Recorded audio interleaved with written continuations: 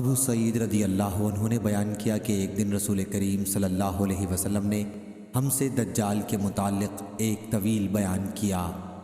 حضرت صلی اللہ علیہ وسلم کے ارشادات میں یہ بھی تھا کہ آپ نے فرمایا دجال آئے گا اور اس کے لیے ناممکن ہوگا کہ مدینے کی گھاٹیوں میں داخل ہو، چنانچہ وہ مدینہ منورہ کے قریب کسی شور زمین پر قیام کرے گا۔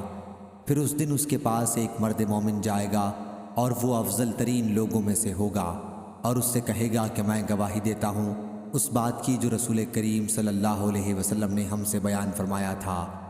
اس پر دجال کہے گا کیا تم دیکھتے ہو اگر میں اسے قتل کر دوں اور پھر زندہ کروں تو کیا تمہیں میرے معاملے میں شک و شبہ باقی رہے گا؟